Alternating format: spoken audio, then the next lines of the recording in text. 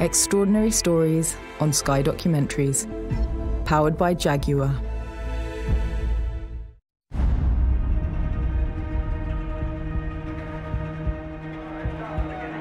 "70 years ago, something special started. Formula One. Man and machine in perfect unison. Pushing each other to their limits. Supported by teams aiming for that top step. Well, the name of the game is winning. Seeking perfection. The road hasn't always been smooth. We've marveled at great moments. Had smiles brought to our faces. Cried with our heroes. Witnessed incredible bravery and terrible sadness. Moments never to be forgotten. For 70 years, this has been their Everest.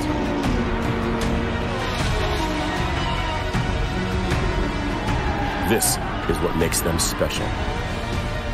This is the story of Formula One.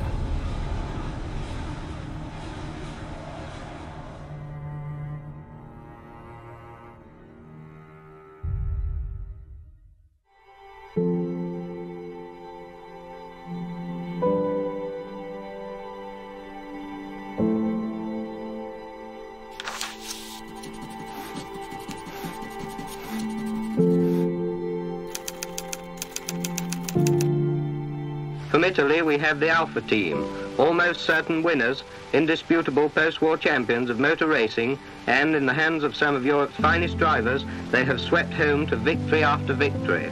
All the 50s cars, the Alfas and Maseratis of that period were iconic for me. And just the shape, I mean, we all had an Alfetta dinky toy, and I just loved the cars from that era. Those early cars, they had no comprehension of aerodynamics, so they were very much mechanical devices. And some strange rules. I mean, they had, you know, we have a minimum weight limit. They had a maximum weight limit, which seems crazy. The people that drew those cars, the draftsmen, if you like, that drew those cars, had a real empathy for shape. You know, the grills weren't just openings with some mesh in them. The grills were always interesting, you know, and they fitted the rest of the car. And the shape of the tail didn't really have to be like that from an aerodynamic point of view. So I find that period fascinating. I often think with Italian Grand Prix cars, they all have a bit of an owing to Bernini, the sculptor. Something about Italian Grand Prix cars, they always just, they look different, and they are different. They are works of art in themselves. There is colour everywhere as the cars stand wheel to wheel awaiting the warming up lap.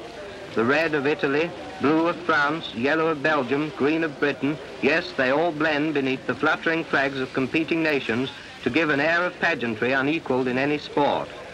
Having made the fastest time in practice, the Alfa drivers were all in the front line. It's a remarkable bit of kit. It ended up getting 420 horsepower out of 1.5 litres, and there was nothing that would stop it.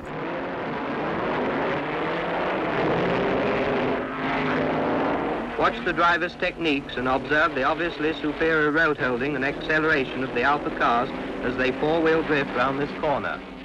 Now, Farina seemed to have the knack of driving the car, the Alfetta, quite smoothly. The race was a walkaway for the Alfa Romeos. Farina, number 2, was first, followed home by Fagioli, number 3. The winner's average speed was 90.95 miles an hour. A very fine driving feat, well worthy of the laurels. His English also rose to the occasion. I am very glad to have win the Grand Prix. The Alfetta took a whole nation's hopes after World War II to the fruition of 2 world championships in the same car by development and research. Fangio, destined to become the 1951 champion driver of Europe, refreshes himself with a well-earned drink.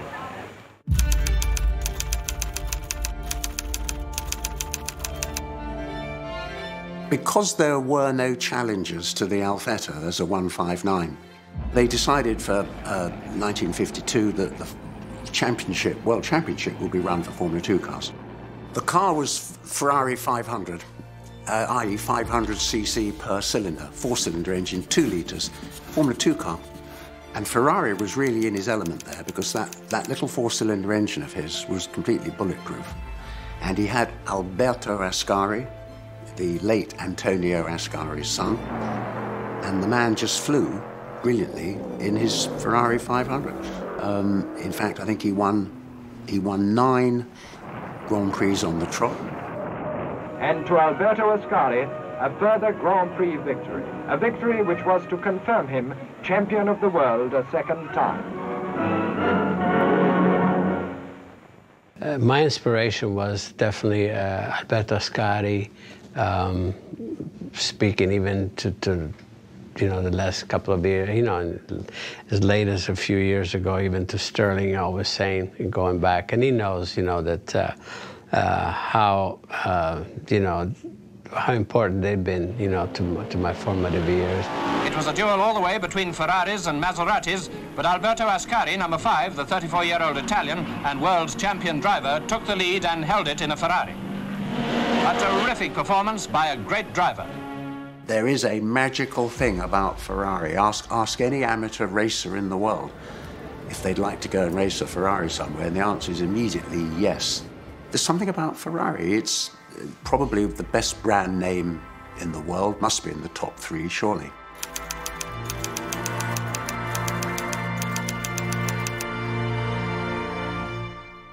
From Germany reborn, the Mercedes-Benz re-enter to continue the legend they wrote before the war.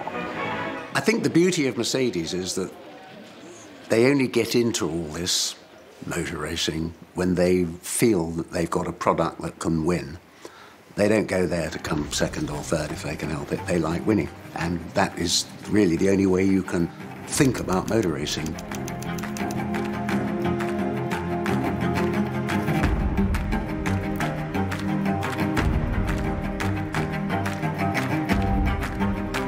That 196 was a really beautifully thought out car.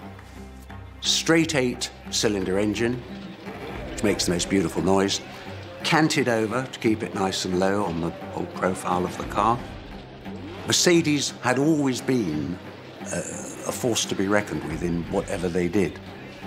Still are today, of course.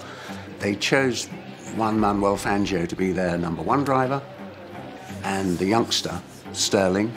I joined Mercedes, which was a fantastic, I mean, incredible. Anything you wanted, they'd do. I mean, if you want slightly higher geared steering, they'd do it. If you wanted this, if you want a mirror up, they'd do anything you like.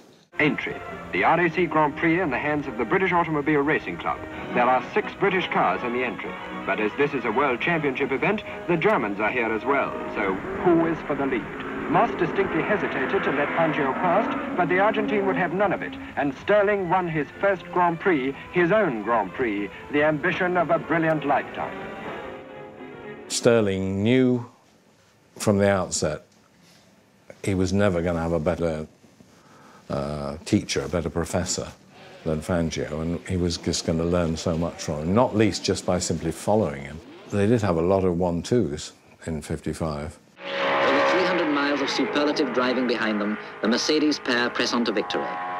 Fangio was a fantastic man. He was a lovely man anyway, and he would never, ever go off. I mean, if you followed Jack Brabham, for instance, he'd go over the gravel and you get all the crap over you. See, Fangio wouldn't do that. He'd let me sit there, and we were known as the train.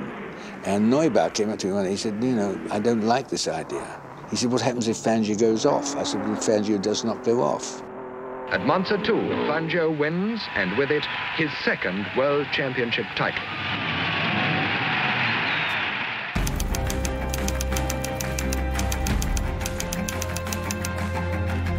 There was no doubt that he was the best driver of the 50s, and when you start talking about all time, you cannot compare what we had to put up with, the challenges we had in the 50s compared with today. I mean, in our time, the first component, your first competitor was in fact the circuit. If you spun the car, you know, you are immediately in the lap of the gods, because whether you finished up against a tree or a curb or a brick wall would be out of your hands. Flames reach up in the sky at Abbey Curve, where Brooks BRM has overturned, throwing its driver clear.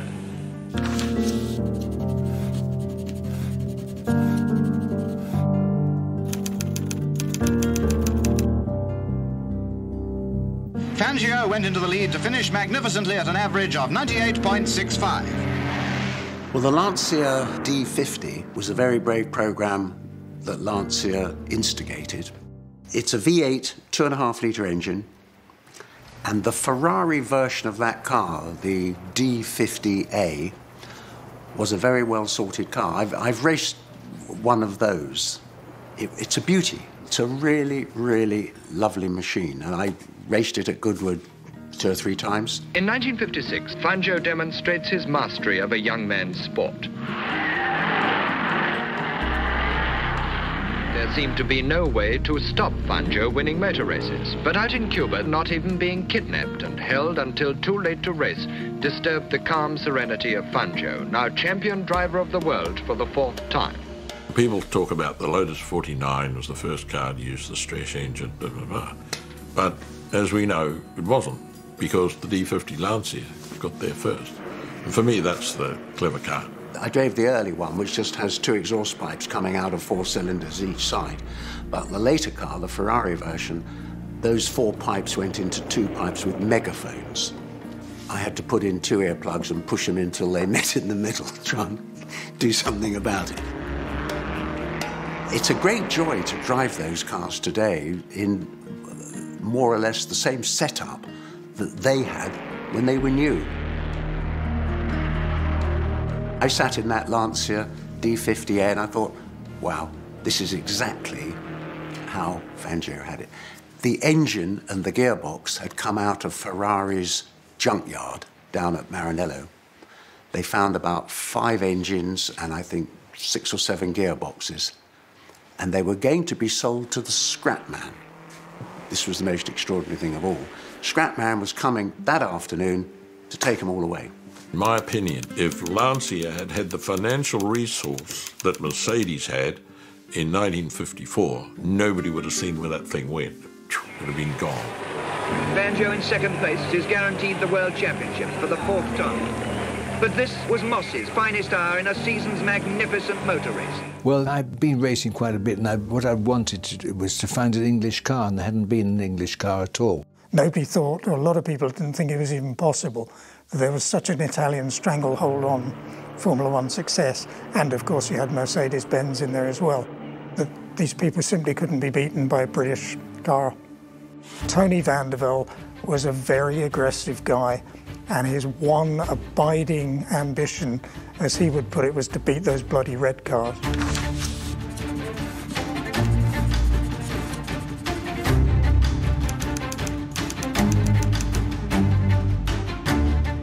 The Van Walls, resplendent in their British racing green, are manoeuvred into their positions comfortingly near the front of the red machines from Italy. When you look at the Van Wall team, what you could say is it grew out of Tony van der Velde's impatience with the way the BRM project was going. And so he said, right, if they won't do it in the way I believe, I'll do it myself. I'm going to build a car, I'm going to do this, so I rather like that. By 1956, he employed this upcoming guy to do the chassis called Colin Chapman, who would have quite a stellar career subsequently, and Frank Costin to look after the aerodynamics. It was Colin then that suggested that they should speak to Frank and see if Frank would do an aerodynamic body for him. And of course, the Van Wall looked anything but like any other Formula One car. Costin and Chapman worked together to put the Norton engine that Van der Velde created into this super streamlined car, which we have an example of behind. It was a beautiful car, completely redefined the way that the cars of the time looked. So by 1957, Stirling was part of the lineup together with Tony Brooks and an brilliant upcoming young driver called Stuart Lewis Evans. They complemented each other very, very well. It was only 3 weeks after I'd had my accident at Le Mans, where I'd finished up trapped underneath the Aston Martin, and I was less than fit.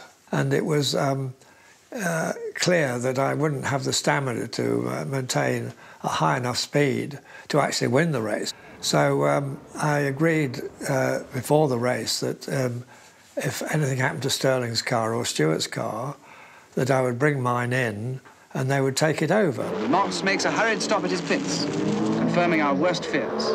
It's no good. The Van Walls are not finished yet.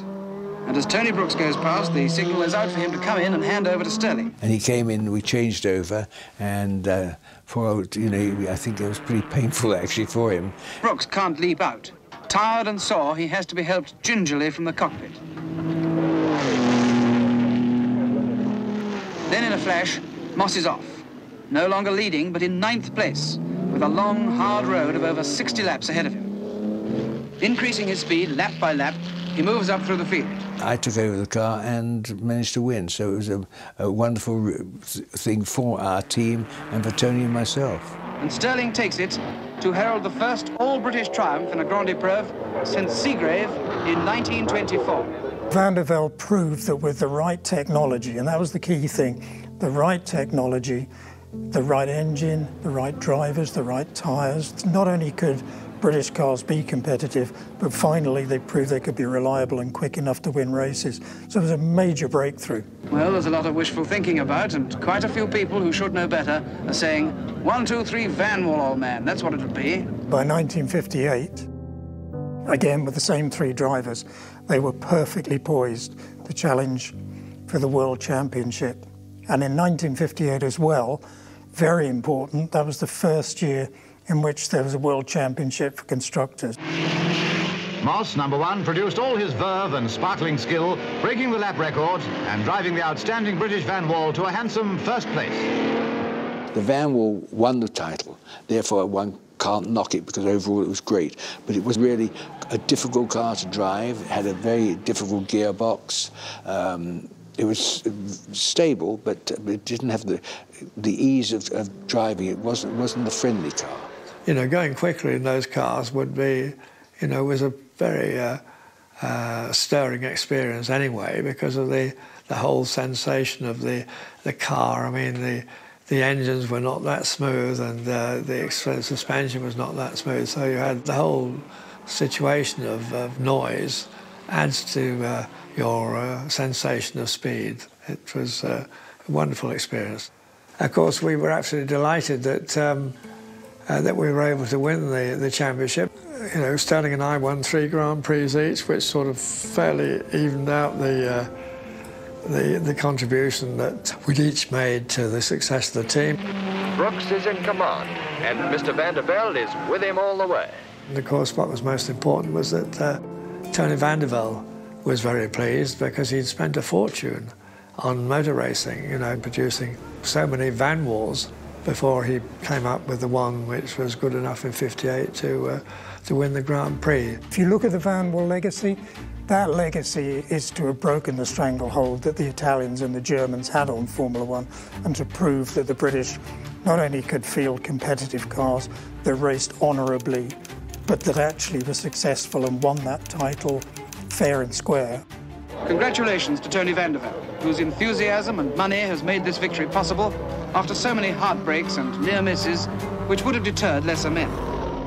If you've got this list, you've got Van Wall and then you've got Cooper, because Cooper were sort of next in line. John and Charles Cooper took hold of a Fiat Topolino, removed the front and the rear suspension, grafted them onto a very simple but fairly rigid space frame, have a single-cylinder J.A. Prestwich motorcycle 500cc engine in the back, and anybody that was capable of fitting into this could drive it. Almost by happenstance, they put the engine in the back. A lot of people thought that was because of the success of the Auto Union before the war. It was more a matter of if you put the engine at the back, you could drive it by chain on the rear axle, therefore you didn't need a gearbox. Very clever and absolutely typical of the pragmatic engineering approach that Charles and John brought to their production of their cars. And I think it's fair to say the Cooper 500cc cars, They brought affordable motor racing to the masses, if you like, after the Second World War. And they had some luminaries of the future driving them, such as Ken Tyrrell and Bernie Ecclestone, and also a very quick upcoming guy called Stirling Moss. Gradually they began to evolve. You know, they figured out that putting the engine behind the driver had a lot of advantages in terms of lightness, weight distribution, handling balance. They began with smaller Coventry Climax engines and gradually got bigger and bigger to the point where they could have a 1.9 litre and actually do a little Formula One car.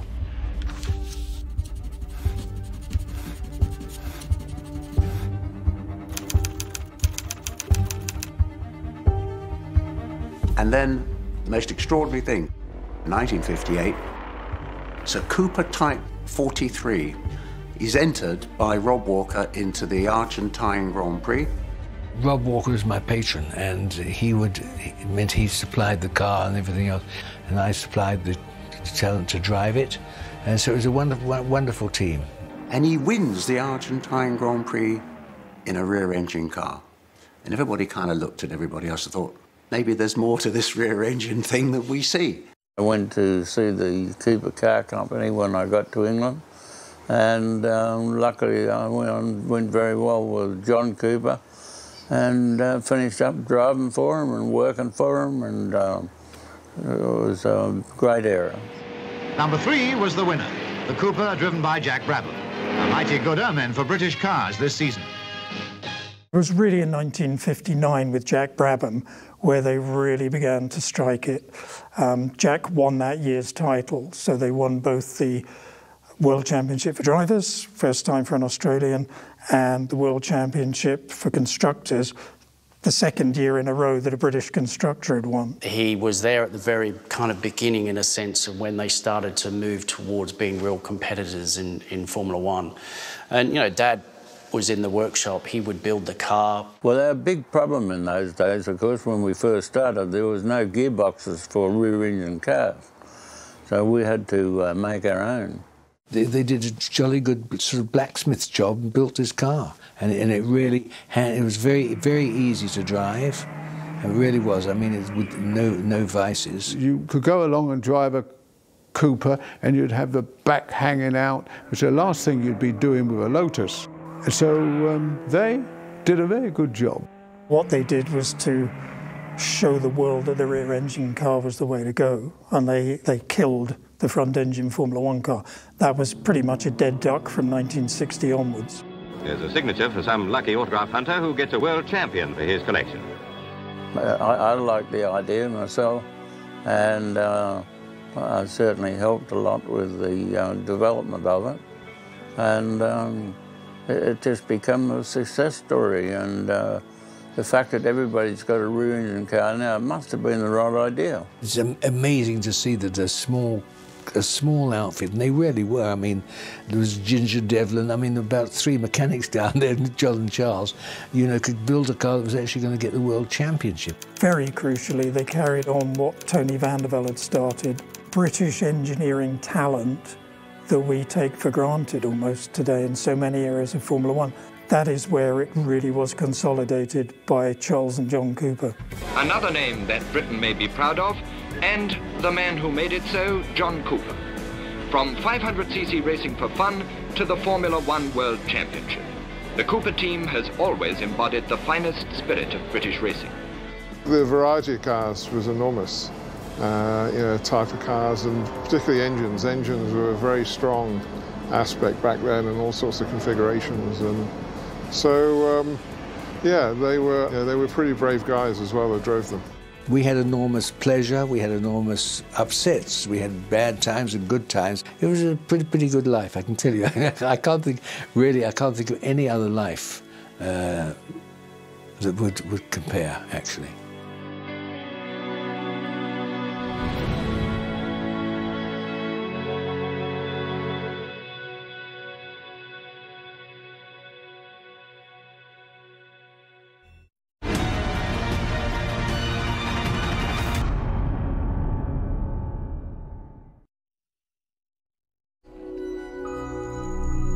Extraordinary stories, on Sky Documentaries. Powered by Jaguar.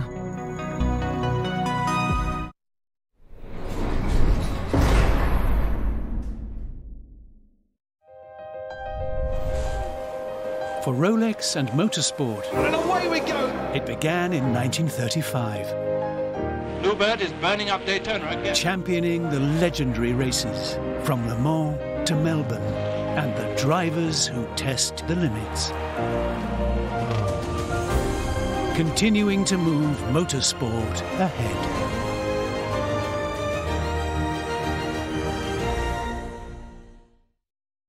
At Wilko, we're all about the little wins. Like picking the perfect paint, at last. Or all the essentials for the big move. Wilko can even help you store things in style. And we can try to help you win at DIY. Well, you can't win at everything. Wilko. Lots of little wins.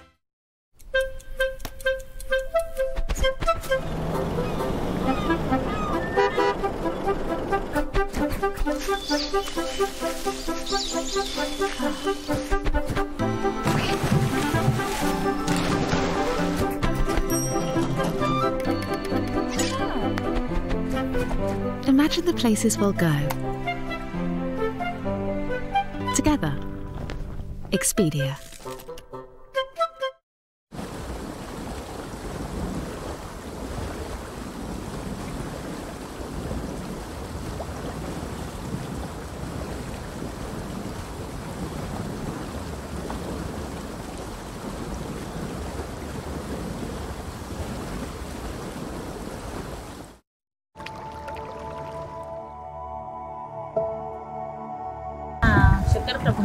Nani na kuna tabanin shiri sekalamu ya haida kulu kuna tabanin shiri ninda kulu na drinku marko da bai iska ba.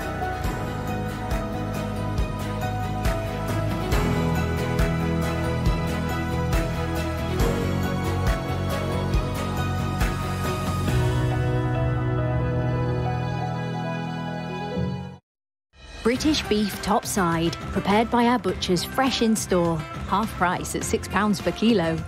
Morrison's, making it fresh. Shall I tell you a story? It's the story of an orphan girl who was sent to live in a mysterious house. Don't expect luxury. Misselthwaite is not the place it was. And what if I were to tell you she discovered something magical? Something secret.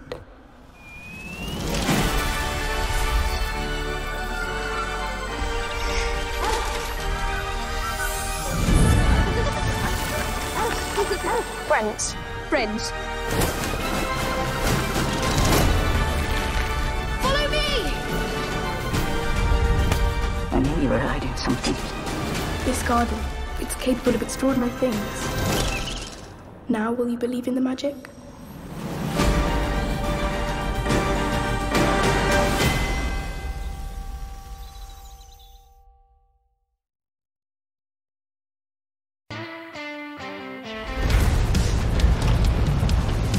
Ready, because there's so much to look forward to on Sky Cinema.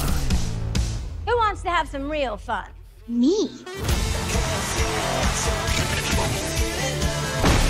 See that right there? I like it.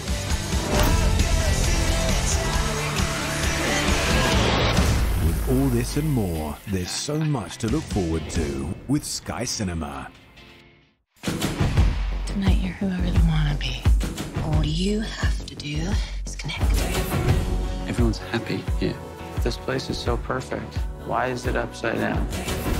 I think I recognize things here, like I've been here. There were some photos posted online. It's not me. My fingerprints are all over that house. How many times have I said to you, gloves and a gun if you want to have fun? Remember me. You wouldn't believe what these people are capable of. Is this what you want? Well, have it all! Say it for me.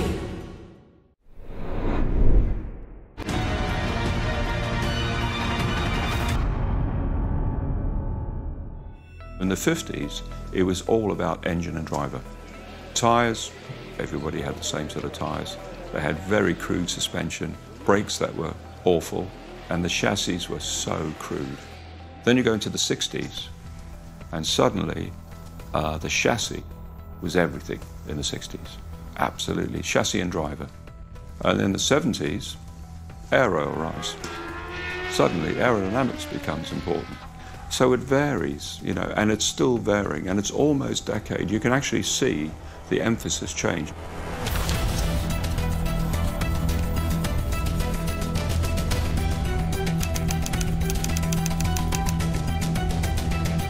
The MP44 was very much a sort of committee car, which was primarily conceived by Steve Nichols, Alan Jenkins, and supplemented by some of Gordon Murray's thinking.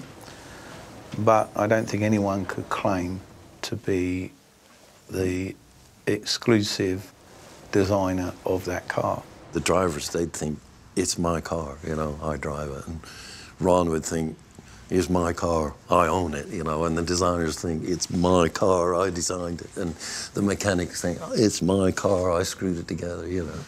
Ron Dennis was the very first of the team owners, team managers to decide or to see the importance of a good designer. My attitude towards things is always trying to just make the best possible car.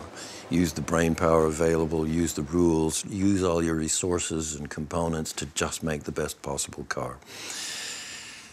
And so the starting point really was to talk to the drivers. They were our sensors on the car to really know what was happening and to really know what was needed. So I talked to the drivers and asked them, what do you need to go faster? What's slowing you down? And they came up with several factors. I outlined maybe 7 factors that they had mentioned and tried to address each one of those factors to make things a little better. For example, they thought the car rolled a little bit too much, so we raised the roll center slightly to reduce the roll. They didn't think the front felt completely connected to the rear, and some of the settings would sort of get lost on their way from the front to the rear. And so we made the monocoque much more stiff, which helped that problem. I had just come from Brabham, where I could see the benefit of lowering the frontal area and the driver at about a 40 degree, I think it was, back angle, or 35 degrees, I think maybe even. In the wind tunnel, I think it was 7% more efficient, which is unheard of, even at those days, on lift over drag. And I could see it was a massive advantage. I sat down with Steve and Neil and put the drawings on the table and just said, that's where we're going, basically. It took some getting used to, because your head was cranked up. Your body was down and your head was cranked up. Prost didn't like it. He asked to be sat up. So we built him a foam wedge and we sat him up. And then he was 200 revs slower than Ayrton in the straight because his helmet was blocking the airbox. So he lay down again. I had also a big problem with the comfort in the car. A lot of air coming in the cockpit, a lot of problems with my seat, a lot of problems with the pedals. I tried to make a big effort. So I spent a lot of time with the mechanics, quite late in the evening for the last 3 days. And at the end, today, the car was, I would say, 90% the way I like, and it was much, much quicker, much better. So the net result of that, as it turned out, was a car that was just very, very good in every department. It just had no vices, really. You know, it wasn't like it was a 9 out of 10 in 8 categories and then only 2 out of 10 in 1 category. It was 9, 9.5, something like that in every category. So the big secret of the MP44 was that there wasn't any secret. It was just very good in every respect. Anything that gave somebody an advantage, Ayrton never complained. I remember him saying to me that he'd been working out in Brazil, and I said to him, "Yeah, that's nice, but maybe you could stop now because you're getting a little too big for the car." Inevitably, by today's standards, the car looks quite simple, but in period, it was you know, right up to date. I wanted everything to be technically correct, but I kind of wanted it to look nice as well. We tried to make it flow, so to speak. Like if you look at the nose of the car, there's sort of two little shapes, and the top blister or bubble goes back into the windscreen, and then on purpose flows back into the headrest behind the driver. You know, that line flows through. And I mean, above all, you want the car to be quick. No compromise there. But if it's going to look simple and clean and elegant, I quite like understated elegance, I suppose. Total technical staff at McLaren was 17 people, and we had to do a hell of a lot of work there. I remember one of the great guys working on the design team, Hughie Moran, he said he was driving past the factory one night at 1 o'clock in the morning, and my light was still on. So, you know, it was a very intense period, but ultimately very rewarding. At one point, I remember the head of production came and said, "We're not going to make the Imola test." And I said, "Why?" And I said, "What about this? What about that?" "No, no, no, we can't." And I put on a white coat. I went down to the build shop and I said, "I will participate in building it." Within 5 hours, they were saying, "Go back to your office, you know, we've got the message." And it was a very interesting day that went down in the history of McLaren, you know, that I sort of said, right, you think, you know, if you don't think the car's going to get there, I do, and this is what we have to do. He did a very good job of selling the car to Honda. This is really the result of many, many meetings.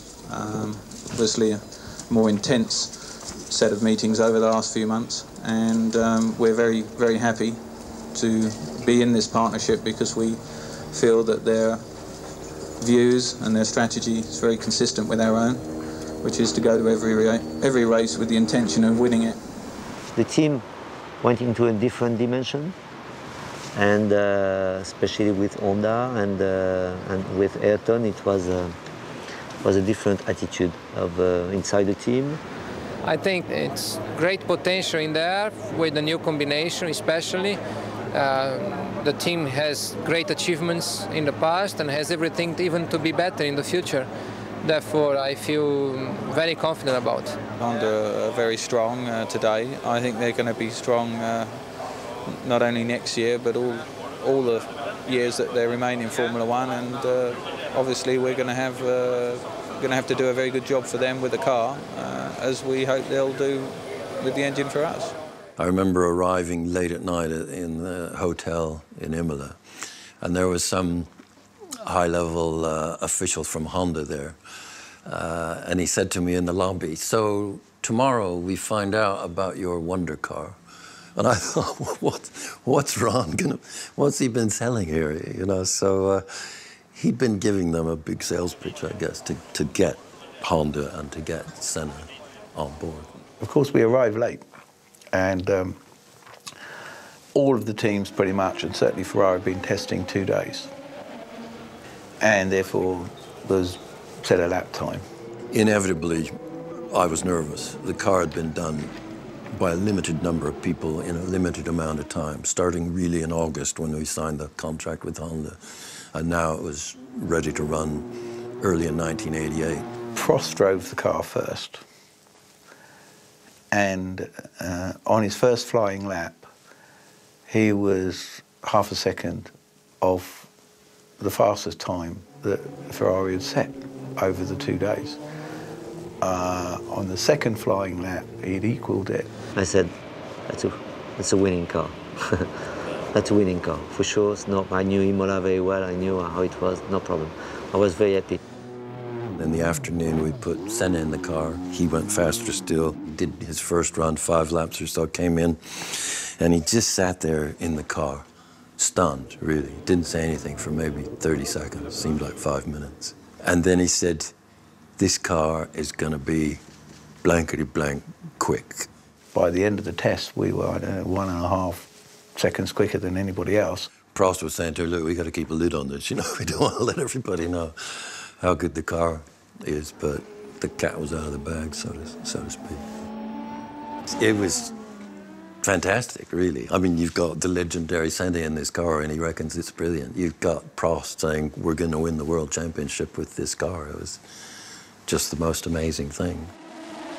So, of course, we get to the first Grand Prix. Most teams, either by necessity or belief, decided to go for normally aspirated cars, whereas Ferrari and ourselves stayed with turbocharged cars. To try and create equivalence, we were restricted on fuel tank capacity, and we win the race. The Brazilian Grand Prix, the first Grand Prix of 1988, has been won by the brilliant Alain Prost in the brand new McLaren MP4/4. And immediately we are protested. In fact, we were protested every single race. To tune accurately the fuel tank capacity, we had nylon balls to make absolutely sure that the tank capacity was correct. So it became quite ritualistic at the end of the Grand Prix. Charlie would come and said, I've got to count your balls. And we would systematically drain the car down, meticulously count out the balls, look around inside the fuel tank, put the same number of balls in, fill it up, and establish that the car was legal. And this happened right through the season. McLaren and Ron was the first to insist that there is no deal between the drivers. They are ready, willing, able to race. They both have 2 drops of water. The cars were absolutely identical. To win against Ayrton, it's quite difficult because you have to make a good start, you have to push hard, you have to stay concentrated, you have to push until the end because you never give up, and that's part of the job, but it's quite difficult. And racing like this every Sunday, it's going to be very tiring. For Ayrton, Alain was the one that he wanted to beat him. When we started driving and testing with him, he was not interested in Piquet or Mansell, just Prost. What rear wing Prost have? What's the angle of this? What is the pressure he used on the tire? Everything that Alain was doing, he wanted to do it. They weren't radically different in their setups. Perhaps quite different in their driving technique, but their setups weren't that far off. And if they didn't get close to the same setup, they were nervous about that, and they wondered why. You know, they'd be more comfortable if they were approaching the same setup, and they'd then know that the other one didn't have some significant advantage over them.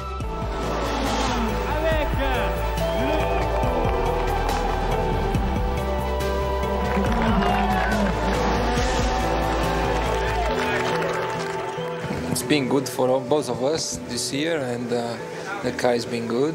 He has more points, I don't have, but still a lot of race to come.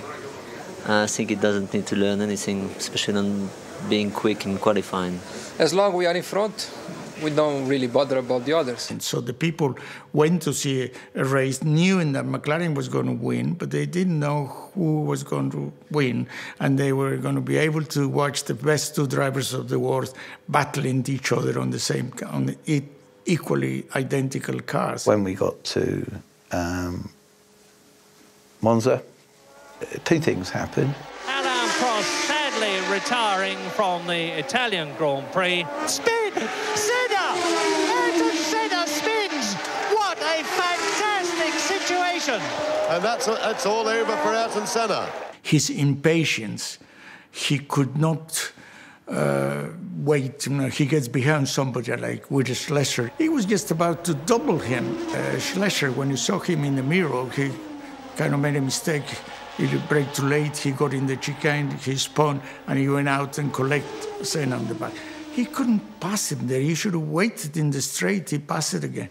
But he couldn't. As soon as he find people, he passed them all the time. We lost that race, and of course at the time, we didn't realise that we were going to win all the subsequent races, and that was the only one we wouldn't win. When he did make a mistake, he punished himself so much that not even Ron could tell him off. Ayrton Senna stalled and virtually stopped. We didn't have a good start, and he's sort of buried. And then, you know, one by one, picking them off and coming back through the field and winning that championship. Trying to recover the lost ground, but I didn't think I could make up the whole lost ground to catch Alain. I was 12 seconds ahead of Ayrton, and then I lost almost everything in 2 laps. So Ayrton in this condition is a little bit quicker, and that's it. I mean, this have to be world champion to win this race and to be world champion. I'd like to thank McLaren Honda for giving me this year, for the first time in my career, a real opportunity to win a championship. It's been great. I was very fortunate to have been allowed to design that car. And then the following year to be able to be Senna's race engineer and engineer him to his first world championship. So you design the car and then you go race the car and you develop the car and you win the world championship with a legend like Senna, you know, I don't know. For a race car designer, I don't think it can get any better than that. Yeah, I often think great racing cars are inspiration of an individual and the group of people which are around them, and the drivers. And the MP4 was an era of McLaren where they had some great people there, great structure. Ron was incredibly dynamic and motivated, brilliant drivers. And they managed to make all that chemistry work, and the cars that came out of McLaren in the main in that era were exceptional. The MP44 went on to win 15 out of 16 races, 15 out of 16 pole positions, 10 1-2s through the season. So the success of the car was phenomenal. So I look back on it, I've enjoyed every minute, and I really, of course, enjoyed the period of domination that the MP44 gave us.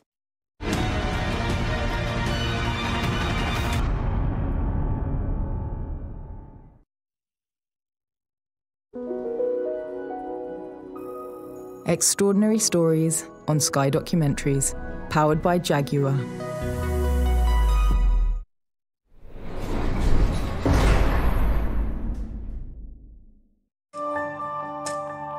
I think conversation of sustainability is going to continue to grow, so it's important that we act and do as much as we can. As the Mercedes Petronas Formula One team, we want to lead the charge. Petronas has been on its sustainability journey for more than 2 decades.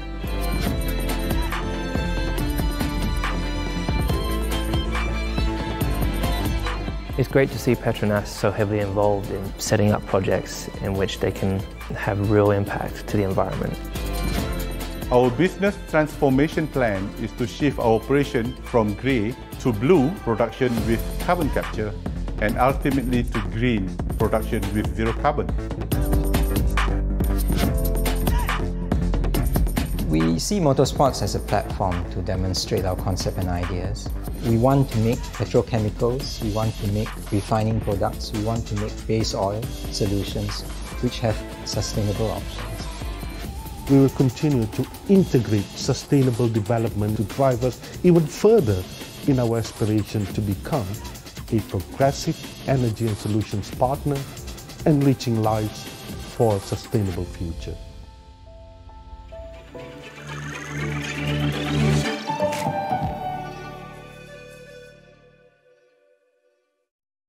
I know what you're thinking. Do a bank or reject it?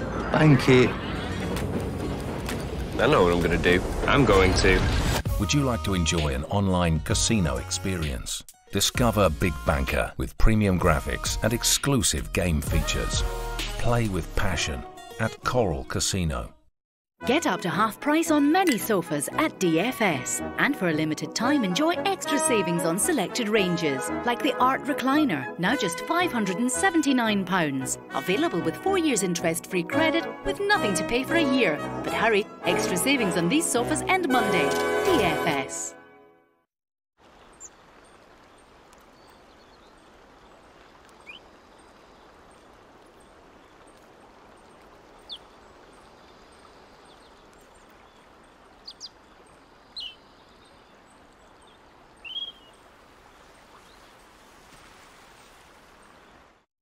So these are people that tried to kill us? Yep. Because of what you know? Yeah. We kill everyone on the list. Yeah.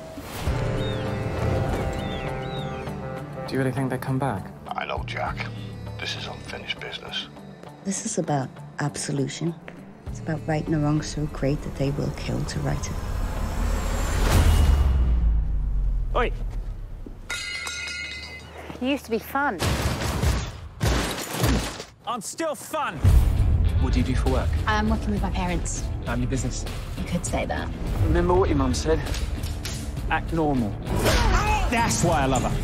Why don't you just let it go? Just stop before anyone else gets hurt. I'm coming for you. And there's nothing you can do about it.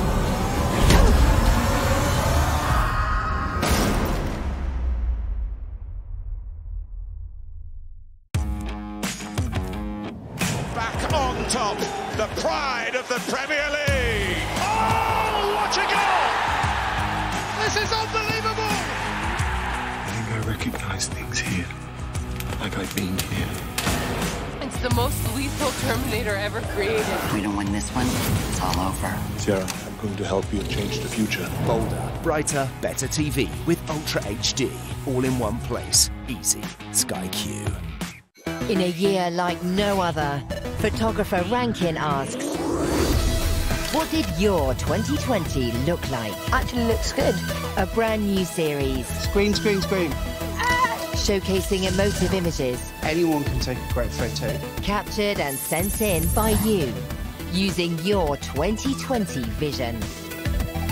Great, amazing. Rankins 2020 starts Tuesday at 8 on Sky Arts.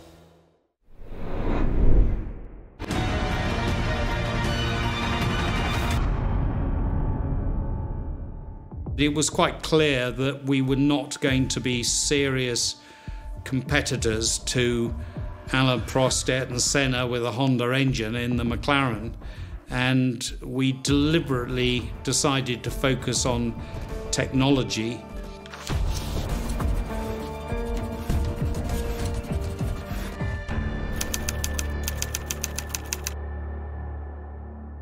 The history of active suspension at Williams started before my time, so really it was Frank Durney who was the champion of that project from the start. My objective with Active was to just keep the aero platform stable.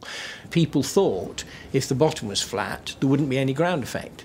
But in actual fact, with a flat bottom, you just get ground effect, which is massively variant depending on the height above the ground. There's certainly a lot of conditions in a Formula One car where you cannot get the suspension ideal for all of them, and active suspension is definitely the thing to achieve that. Frank came to add, I think, some more flair really to the company, someone whose role it was to think about the car and how it developed and the design of the car. Patrick at first thought it probably, from what we'd seen, wasn't worth doing. But then we had a chap came along who worked for, what were they? Lucas, I think, had made a system for an ambulance, the idea being to make the ambulance more comfortable and what have you. And Patrick thought that might have some potential, and so he gave it to me, and we made a prototype which ran on FW09. We developed ours from an automotive product system that was developed 15 years or so ago, and took the one basic idea from that and developed it. And so our system is probably more hydraulic and less electronic. Frank Durney employed me for the active suspension project.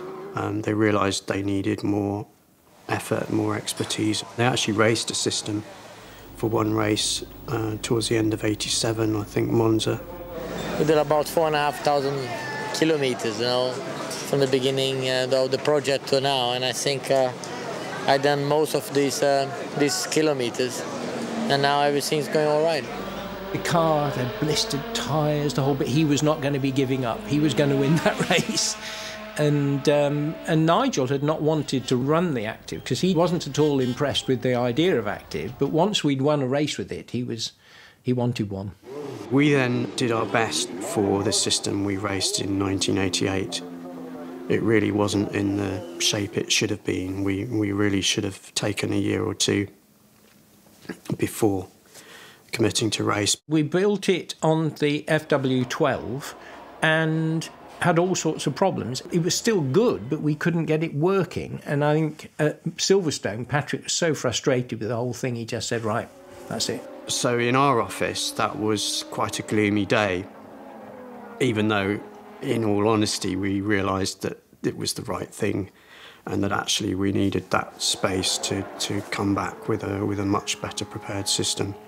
It was also very clear to me that we were not making progress aerodynamically. And then I think at Leighton House, Simon Keeble sacked Adrian Newey. And so I gave Adrian a call and said, why don't you come and join us? And Adrian did. So basically, if you look at the FW14, its external geometry, the body and everything was pure Leighton House from the year before, but with better engineering systems on the car. There was a huge amount of scepticism as to what were we doing. You know, wasn't this all a bit of a waste of time? I remember late into 1991 where we'd pretty much committed to bringing it to the race car for 92. Still having arguments with race engineers about what was the point and whether it would really make the car quicker. The active car, at first, it felt a bit weird because it did actually maintain the ride height so well. So, but it didn't feel that different. What you're aware of with a passive car was the amount it rose up at when the load came off. And you just got rid of that problem. In terms of systems, obviously with the active ride, it had electronic power steering system, and it had at various times anti-lock brakes and various traction control. So it certainly had a lot of systems on it. It was no way as a car as complex as the cars are now. We were playing with really minute ride height control adjustments to front and rear, attitude control. We had power steering was brought in. We brought in ABS braking, power-assisted braking, to the point where we had a pedal which didn't move at one point, and then we had traction control. I worked on the early traction control and setting that, playing with all that stuff. It was great fun.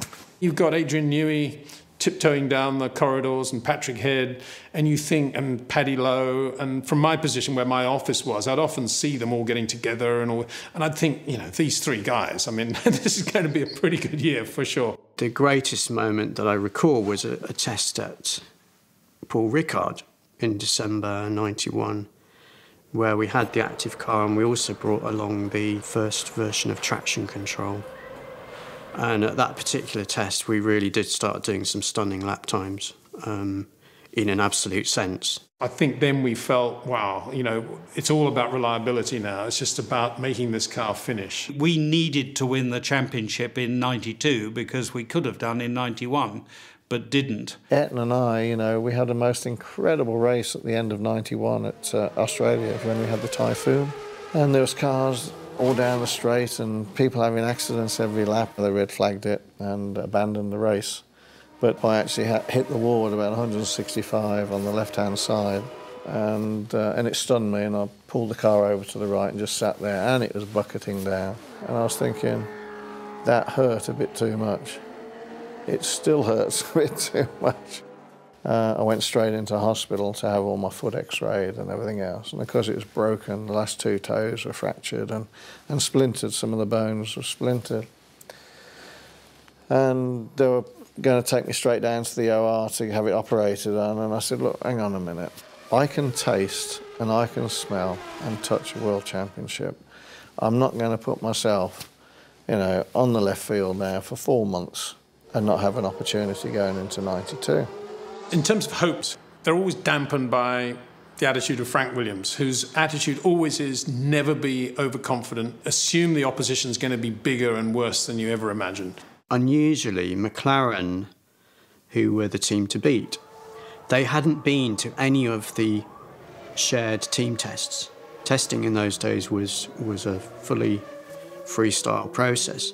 McLaren had only tested privately, so we didn't know how quick they were going to be. The car, because of a lot of hard work with many people at Williams, was pretty reliable as well as being quick.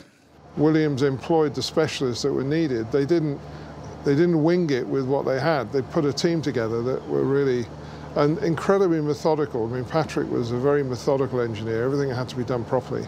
Just the general logic of it all and the way they were approaching it, you got this feeling of confidence of what was going to happen if they could make it work. And this time around, probably it would work. So Kyalami, the first race, we weren't going in there with a huge... We knew we had a good car, but we didn't know it was a winner. As we went through each session, we were constantly quicker than the McLaren, but I personally thought, well, you know, they're sandbagging. You know, they'll, you know, when it gets to qualifying, they'll suddenly come out and turn it up. After a thrilling final qualifying session, Nigel Mansell starts in pole position for the 18th time. In fact, he was fastest in every practice session, and his pole lap was 7/10 faster than Senna, who starts alongside Nigel on the front row. It was a great moment because all that became clear. You know, the story had started to unfold, that here we had an incredibly quick car, and McLaren had nothing to match it. I'm under no illusion that we are going to win first 4 races like we did last year. I think that will be a lot more difficult this year. McLaren in those days were like the Romans. You know, you were never going to beat the Romans. And here we had suddenly out-qualified them by a huge margin. I remember standing on the grid with the car, waiting for the race start, and just feeling sort of sick, really, with fear, because I knew all the things that could go wrong. Here was all this stuff we'd invented, but it had never actually been raced. And this was the moment, and there were, you know, hundreds of millions of people watching. And so that could get quite ugly if it all went wrong. Well, he's done everything right today. No mistakes from Nigel Mansell. A marvellous drive. It's been easy, but he's handled it perfectly professionally. Tremendous win and a great start to 1992. And Mansell crosses the line, waves to the crowd, and he coasts across by his standards to take the checkered flag before a delighted Frank Williams. Whatever he did, whether it was snooker, whether it was playing dominoes, he was just a winner in everything he did. He never wanted to be second to anyone. He got the best from that car, and there aren't many drivers on the planet who could have driven a 14B on the limit as consistently as Nigel did, because it was unknown territory. The active car and the grip level and the sort of demands expected of the driver were going into a totally new realm of performance. And Nigel never hesitated, never blinked, just went straight for it and understood it straight away. They're breaking ranks, the Union Jacks are waving, and Nigel Mansell wins the 1992 British Grand Prix in terrific style. And they're seeing now their hero come through. If he gets back to the pitch through this lot, I think he will be doing extremely well. I mean, what can you say? I've never experienced that in my whole career anywhere in the world, and I mean, they're fantastic, aren't they? It's just incredible. It was Silverstone. It was the British Grand Prix, and you know, I'm smiling a lot as I speak because it's difficult to put into words actually what it means to be a part of that. You know, the most legal drug you can have in the world is adrenaline. And Silverstone for me and the British Grand Prix, no matter where it is, I mean, it's just, I feel like I own it. 3 times he's finished second in the World Championship, but today he could achieve his ambition to be #1. And that's it. Good start by Mansell on the inside. Patrese is going quicker, but Senna is up into 3rd position ahead of Schumacher. Berger goes round Schumacher up into 3rd position. So already the McLarens are ahead of the man who hopes to win the World Championship here. And that's Mansell up into 3rd place past Gerhard Berger. But in Hungary, the winner is Ayrton Senna, and Mansell finishes, and he's world champion. To be on the pit wall when that was happening, it was one of the most amazing emotional things I've ever been lucky enough. Amazing emotional things I've ever been lucky enough to do. Best feeling in the world. I mean, and what Ayrton said to me, and you know, virtually had his arm around me, we were hugging, and then he said some incredible words in my ear, and he felt that he had to say something to me to explain why he was such a difficult person at times. You know, I don't know how many world champions there is, but there's not that many more that have won all the world championships. It's incredible. It's a very select private club. We are all racers and we love our activity. We take chances, we take risks, we go through pain, we sacrifice lots of things in life just for the pleasure to be P1. So I know what's the feeling like, and I think it's been a long time, long way for him, and he finally got it, and I think I know what's the feeling like. Mansell wins the Portuguese Grand Prix and a record 9th win in one season. When I look back in '92, because obviously the day after I got back from Australia that year, and it's there for everybody to see, where did I go? I didn't go for celebration. I went straight into hospital. Had the foot operation and got all the bones out and everything else, and then was on crutches for months and actually went to the prize giving with crutches. I would say the 14B is the car I look to most as my favourite car. There are some other great candidates, but the 14B obviously very special because I have a personal attachment to the technology within it and to its success, and to working with Nigel for his championship in 1992. It was a car that just cleaned up. I mean, it was the first actively suspended car to win a championship. It should be not only considered a great racing car because of how good it was in '92 and the risks, the engineering risks that were taken and the engineering solutions that were made. In that sense, it was a great, great racing car. But also because it was way ahead of its time. I went back to Williams in 2017 to work, and the first time I saw the 14B again in the workshop, it was on stands in Dickie Stanford's museum workshop, and I hadn't seen this car since 1992, in fact. And just standing there, I burst into tears, so that was completely unplanned and involuntary, and perhaps a bit weak and weedy, but anyway, that shows that I guess it has got a pretty special place in my own history and passion for Formula One. It's easy to say it was a great Grand Prix car. How good was it in the history of the sport, in the context of the history of the sport? I think it would have to be one of the top 5 Formula One cars of all time.